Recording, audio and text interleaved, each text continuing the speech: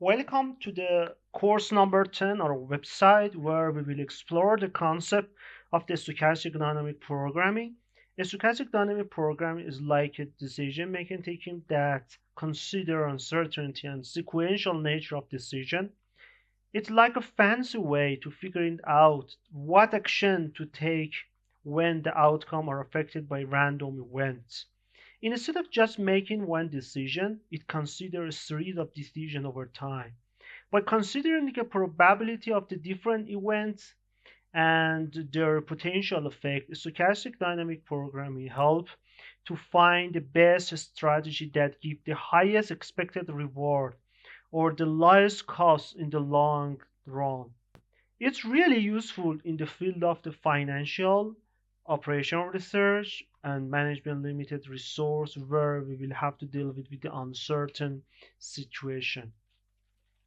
Let's discuss the table of content for the topic of the stochastic dynamic programming with two sections. The first section, the basic principle of the dynamic stochastic dynamic programming, introduce the fundamental concept and principle of the stochastic dynamic programming. It covered the essential topics such as uncertainty and decision sequence, formulating the stochastic optimization problem, principle of the optimality, value function, and policy. The second section, exercise, focused on the practical application of the concept learned in the first section. It guides reader through the process of the problem formulation, including how to identify stage, state, and action. It also addresses the incorporation of the probability and the random event into the problem, as well as the techniques for solving a stochastic dynamic programming. Let's move on. The first step. Dynamic programming is a clever math technique that breaks down big and complicated problems to a smaller and simpler one. By solving this smaller problem, we can find the best solution for the main problem. It's like solving a series of connected decisions that happen one after another. This kind of problem where decisions are made in stage is called multi-stage decision problem. And the one example of that is dynamic programming. The main difference between the stochastic dynamic programming and deterministic dynamic programming is that the stochastic dynamic programming, we cannot precisely determine the state of the next step after making the current step and decision. Instead, we can only determine its distribution function, which represents the range of the possible state. In other words, we have information about the distribution of the potential state in the next state. The figure below illustrates the general structure of the stochastic dynamic programming. To understand how the formulation of the stochastic dynamic programming can work, we will work through some example. So, the first example, there is a man who claimed to have a winning strategy for a series of races. His friend challenged him to make a bet that he cannot start with the 3 coin and end up with the 5 coin. In each round of the game, the participant can choose any number of coin. If he wins, he gains the same number of coin, and if he loses the same amount. The estimated probability of the winning is 2/3 per round. Assuming this estimation is accurate, so the question is how many coins should the man participate in each round of the 3-round game? To solve this problem, we break it down as follows. There are 3 stages or periods in the game. Decision variable denoted xn represent the number of coins the player participant with period n. The state refers the number of coins the player has at each state. And what is the objective function? Objective function is to maximize the probability of the player winning. Based on the above consideration and the basic component of the dynamic programming, the calculation yield the following result. In the table provided here, we have the calculation result for n is 3. Let's go through the results. When S is 0, here the first row, it means that the player has no coin to play and is considered a loser at this stage. The same conclusion apply for S is 1 and S is 2. However, if S is 3, the player has 3 coins to play. If they play with 2 or more than coin, they have a probability of 2/3 of winning.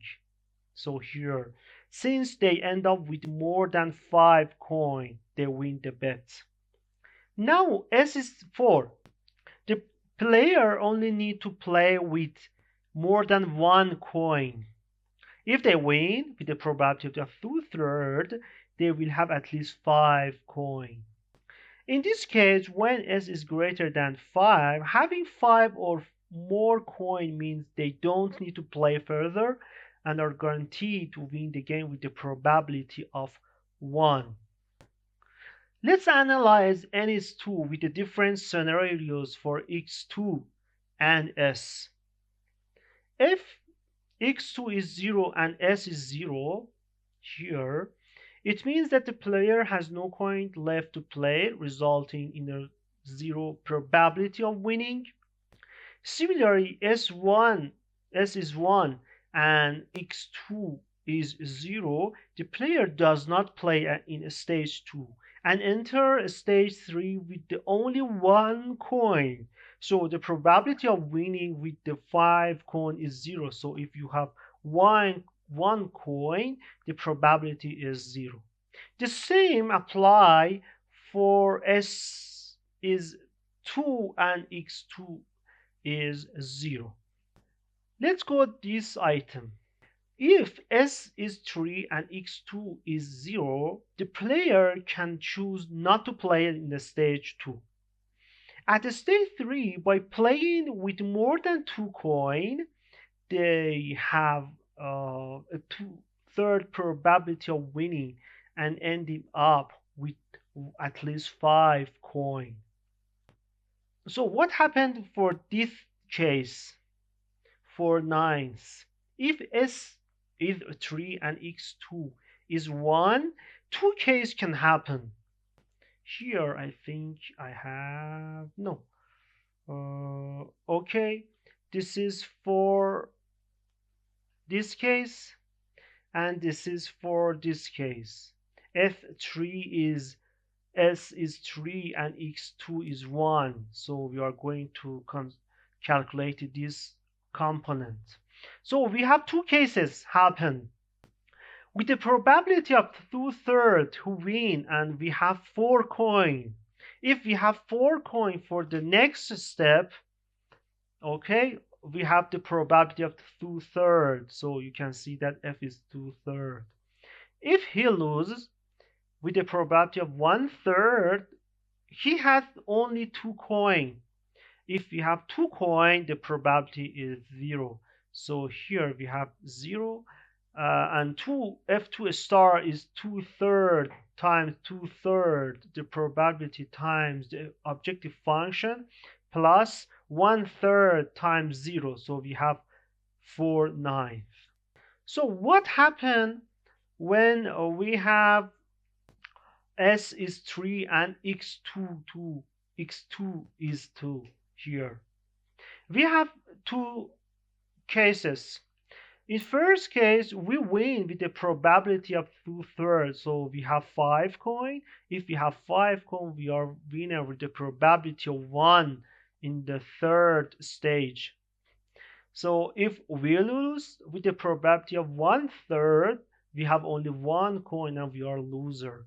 So in this case, the objective function is 2/3. If S is 3 and X2 is 3, if we win with the probability of 2/3, we have 6 coin and we are winner absolutely. But if we lose, we don't have any coin, so we are loser with the probability of 100. So you can see that F2 star is 2/3. So what happened for S is 4? We are going to consider this row. So the first is S is 4 and X2 is 0. He win with the probability of 2/3. We have 4 coin, and if we have 4 coin, you can see that we have 4 coin with the probability of 2/3. And if we will lose, we have again 4 coin with the probability of 2/3. So here you can see that if 2 star is 2/3. If is S is 4 and X2 is 1, if we win with the probability of 2/3, we have 5 coin. So if you have 5 coin, the objective function is 1. If we lose with the probability of 1/3, we have only 3 coins. So if you have 3 coin, the objective function is 2/3. So it is 2/3, and you can see that the objective function is 8/9. So what happens if S is 4 and X2 is 2? So we win with the probability of 2/3. We have 6 coin. So absolutely we win the game with the probability of 1.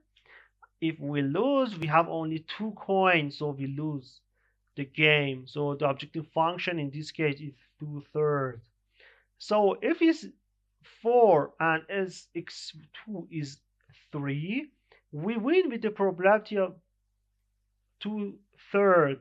We have 7 coins, so we win. But if we lose, we have only 1 coin. So objective function in this case is 0. So F2 star is 2/3. So what happens if we have S is 4 and we are going to bet on all 4 coin? If we win, we have 4 coin. We have 8 coin. We will win the game with the probability of 1. But if we lose with the probability of 1/3, we don't have any coins, so F is 0. So in this case, F2 star is 2/3. So we can see that we calculate all these components. So if S is greater than 5, we'll win the game, start the game, finish the game, and we win the game because we have more than 5 coins at stage number 2. And you can see that at each row you calculate the maximum value. So in this case is 0, in this case is 0, in this case is 4/9. So it happened in when X2 star is 1 and 2. So in this case 2/3 happened when X2 star is 0, 2/3, 3. And in this case the maximum value happened when X2 star is 1, and in this case X2 star is 0. Okay, let's go to the n equal to 1. So we have S is 3 because we have in the beginning of the game 3 coin. So if S is 3 and X1 is 0, if we win, we have 3 coin. If we have 3 coin, here, if we have 3 coin, the objective function is 2/3. So it's 2/3. If we lose, we have 3 coin again. So the objective function in this case is 2/3. So objective function in this case is 2/3. If S is 3 and X1 is 1, if we win with the probability of 2/3, we have 4 coin. If we have 4 coin, the objective function in this case is 8/9. And here, if we lose with the probability of 1/3, we have 2 coin. What happens when we have 2 coin in stage number 2? The objective function is 4/9. So here, okay, is 4/9, and you can see that the objective function in this case is 20/27. If S is 3 and X1 is 2, if we win with the probability of 2/3, we have 5 coins. So if we have 5 coins, we are the winner. So objective function is 1. But if we have 1 coin, so here we can see that the objective function in this case is 0. So as a matter of fact, F2 star is 2/3. So if S is 3 and X1 is 3, if we win, we have 6 coin with a probability of 1. If we lose with the probability of 1/3, if the objective function in this case is 0. So F2 star is 2/3. So here we can see that the maximum value of this row is 20/27. It happened when x1 star is 1. And this is the optimal policy for this game. And you can see that if you follow this policy, the objective function is 20/27. Imagine a player who will play 3 rounds. In each round, they can either win an amount of money between 0 and their current balance or lose the money they bet. At the start of the game, they have $75 and their ultimate goal is to reach $100 by the end. So, what strategy should they follow to maximize their chance to ending up with exactly $100? Now focus on solving the problem. In the third step, when where n is equal to 3, if the balance, which is S3, is less than $50, even if the player win the bet, their balance wouldn't reach $100. So making them a loser with the probability of 0. If the bet amount is such that it wouldn't result in the $100 if the player win, their probability of the winning is 0. However, if they bet the remaining amount of needed to reach here $100, which is $100 minus S3, they have a 50% chance of winning of the game. In this case, there is no chance for winning the game. If the player chance is already $100 here, any bet they make will result in them losing, because if they beat x3 star is greater than 0, their balance will no longer be $100. It would be $100 minus x3 or $100 x plus x3. So what happened if S3 greater than 100? If the player decided to bet S3 minus 100, they will lose with the 50% probability, and in this case they will end up with exactly $100 with a chance of 50%. Other case, the player will lose. The summarized result of the n is equal to 3 are shown in this table. So you can see for any value of the S3, you have the optimal solution for the probability of winning, and x3 star, which is the strategy we should use. Let's go to the n equal to 2. This is the optimal objective function for this situation. So what happened? We have a different case we should consider here. Consider the case x between S2. Consider the case here. We start with this case. Consider the case where S2 is between 0 and 25. If the player decided to bet their entire balance in the second stage, their balance in the second step where S2 will be less than $100, $50, which means they will lose in the n equal to 3. When S3 is less than $50, the objective function is 0. So we have 0 value if x2 star between 0 and S2. So what happened if S2 between 20 and 50? In this case, we divide the amount of bet on 2 cases. First case, consider the case that x2 is between 0 and 50 minus S2. If the player wins this case, the balance will be S2 plus x2, which is clearly less than 15. Just add S2 here in the both sides of this equation. So you just add S2 here and here. So you can see that S2 plus X2 is less than 50. It results the balance is less than 50, and if we go to the n equal to 3, you can see that the optimal solution is 0. So we have 0 value in this case. If the player loses, the balance will be less than 50 clearly, these cases. And it results in the similar outcome for the winner case.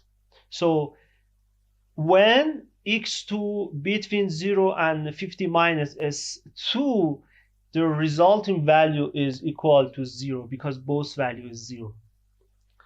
Now consider the case that x2 between 50 minus s2 and s2. If the player wins, the outcome would be s2 plus x2. The balance is this value, s2 plus x2, which is clearly between 50 and 100. Just add s2 in this situation. And we know that because s2 is less than 15, so we have this situation. So we just add s2 in this side, and this side. So because s2 is less than 50, we know from here. So s2 plus x2 is less than 100 and greater than 50. So if we go to the n3, you can see that the optimal solution for objective function is 0.5. So the chance of the winning is 0.5 times 0.5 for the objective function for this case. So what happened if the player loses? The balance is here, s2 minus x2. To find the band of the s2 minus x2, to do this, so you can see that we know here from this part, so we just add minus s2 in both sides. So you can see that this equation like this. So it's clear that you just multiply both sides by minus. So s2 minus x2 is less than 2s2 minus 15. And we know that s2 is less than 50, and as a result, you can see that 2 times 50 minus 50 is 50. So s2 minus x2 is less than 50. In this case, we can see that when n is equal to 3, the optimal solution is 0. So the chance of the lose is 0.5 times 0. So what happens if s2 is 50 and x2 between 0 and 15? If the player wins, the balance will be range of 50 and 100. So it's clear that we just add s2 in both sides of this equation. And the optimal solution would be 0.5 times the chance of the winning is 0.5. If the player loses, the balance is s2 minus x2. That is between 0 and 15. Why is that? So you can see that x2 between 0 and 50, you just multiply both sides in a minus. So this is the result. And if you add 50 in both sides, which is equal to s2, you can see that s2 minus x2 is less than 50. So what happened in N3, you can see that the optimal solution is 0. So the chance of the lose is 0.5 times 0. So as a result, the objective function in this case is 0.25. So consider the case s2 is 50 and x2 is 50. If the player wins, the balance is 100, and it means that the outcome based on n3 is 1. So here n is 3, the outcome is 1, and the chance of this situation in 0.5. If the player lose, the balance is 0. So objective function in this case is 0, and this is the chance. So no matter what is the chance. So as a result, the objective function in this case is 0.5. Consider the other case where S2 is 50 and X2 is 0. If the player win, whether the player win or lose, the outcome is 0.5 because the balance would be 50, and the chance of the lose or winning is 0.5. So as a result, we just here had 0.25 plus 0.25 is 0.5. This is the outcome of the fourth case. Consider the case where S2 between 50 and 75 and X2 between 0 and S2 minus 50. If the player win, the balance is S2 plus X2. And it's clearly to find the range of the S2 plus X2, we just add 1 here plus this equation. We add this equation plus this equation. It results in S2 plus X2 is between 50 and 100. So go to N3 and you can see that the objective function is 0.5, and this is the chance of the winning. If the player loses, S2 minus X2 is the greater than, this is the outcome, S2 minus X2.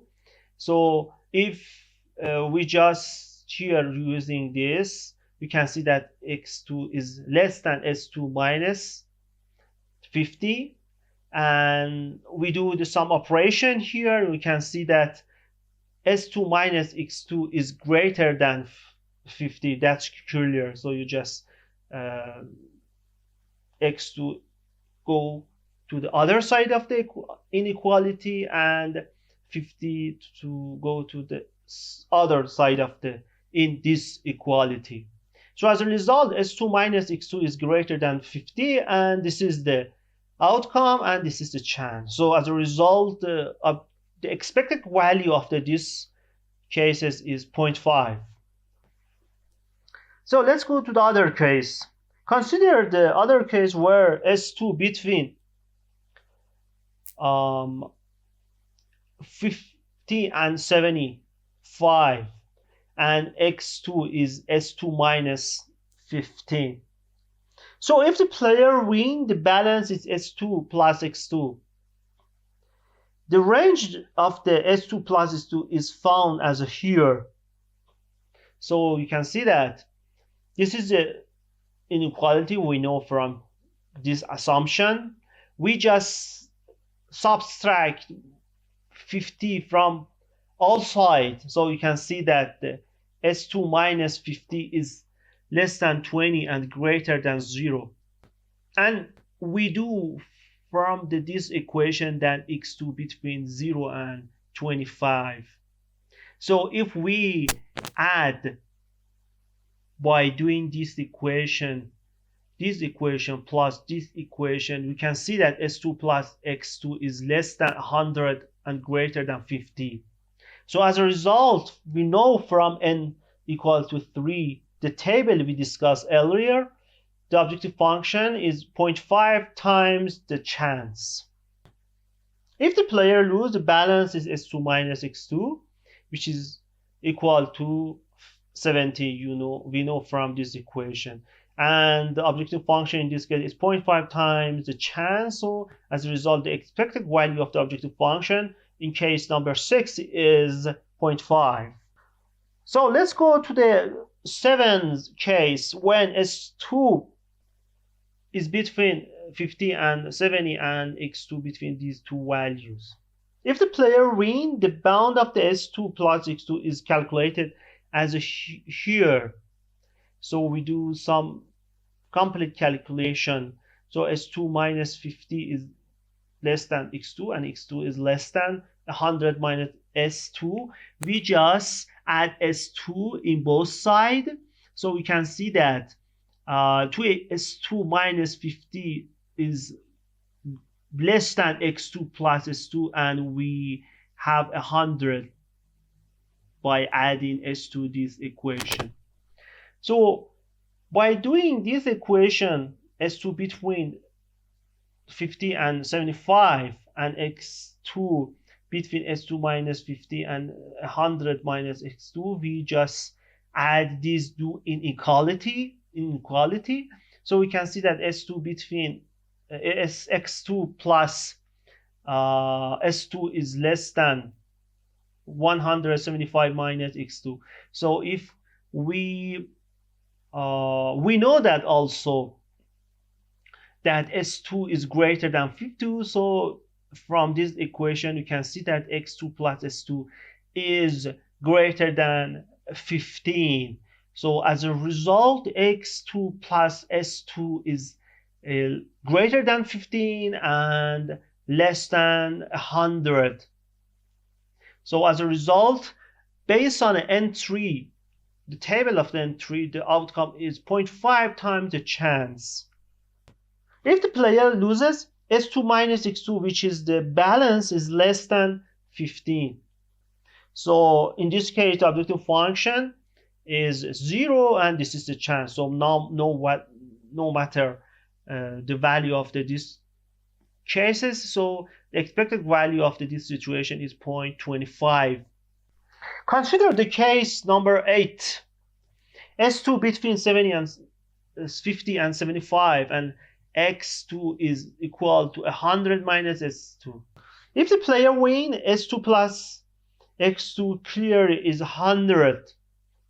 So that's clear, you can find from this situation. So the objective function is 1, and this is the chance. If the player loses, the balance is s2 minus x2, and you can find easily by doing this operation that s2 minus x2 between 0 and 50. So as a result, the objective function is 0 times the chance.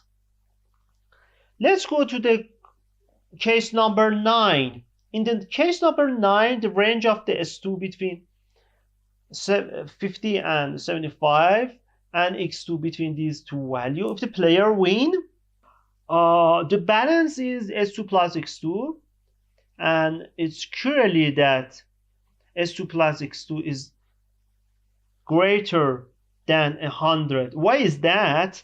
Just add s2 in both sides of this equation. If we add s2 in both sides of this equation, we can see that x2 plus s2 is greater than 100. So in this case, objective function is 0.5 times the chance. So if the player loses, s2 minus x2 is less than 15. So why is that? We can find this inequality from the following operation.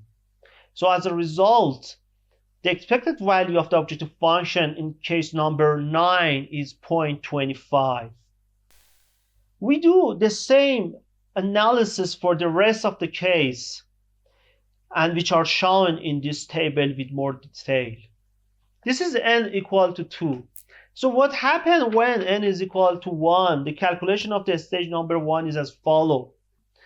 If s1 is 75, this is the beginning of the game, and x1 is 0, it means in this case we do nothing. The objective function is 0.75. Why is that? Because s2 is 75, and this is the objective function in these cases. When s1 is 75 and x1 between 0 and 75, when between 0 and 25, if the player wins, s1 plus x1, this is the result and the balance of these cases. So x1 plus s1 is the value between 75 and 100. So in this case, we can see that the objective function is 0.75, and this is the chance, so it's 3/8. When the player loses S1 minus X1, this is the result and the balance in this stage. So we can see that easily that S1 minus X1, the value is the value between 15 and 75.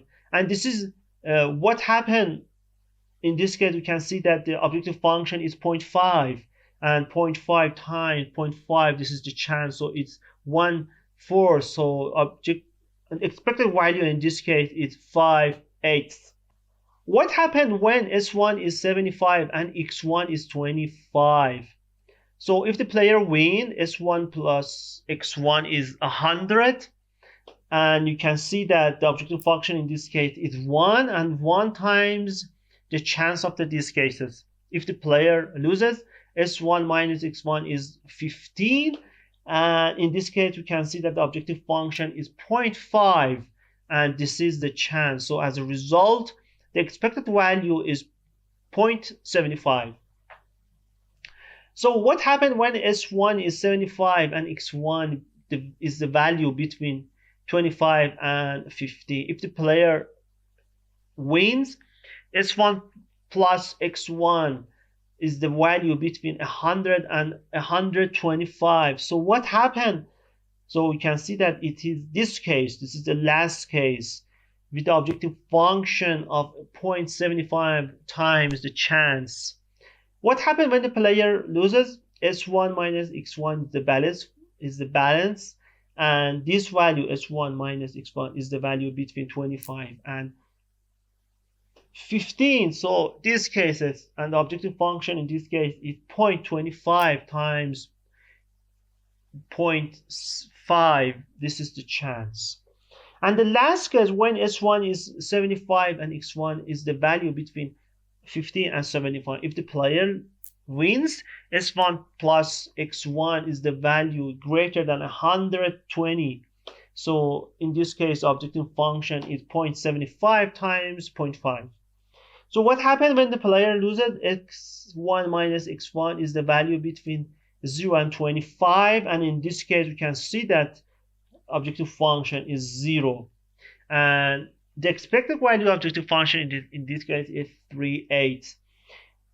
This is the result of the table for n is equal to 1. So we can see that we have the 2.75 objective function with the we have two solutions with the same objective function and different decision variable. So this is the decision variable, and in this decision variable, x1 star can be 0 or 25. The objective function is 0.75.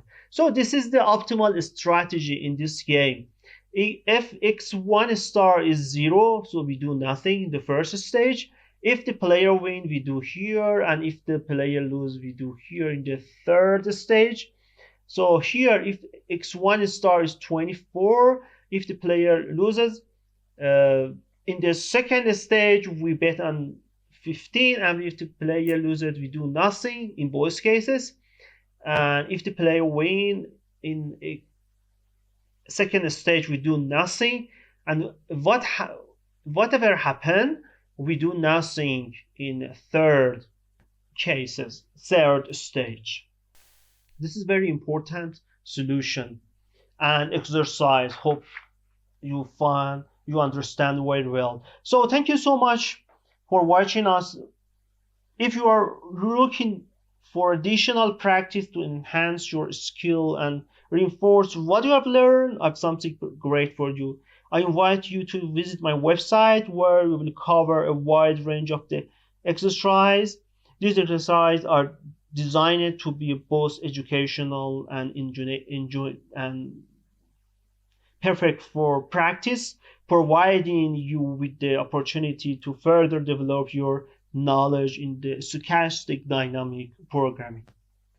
Thank you so much for watching us. If you have any question, you can send an email by optimizationcity@gmail.com, or you can visit our website www.optimizationcity.com and fill out the contact form. We will answer you as soon as possible.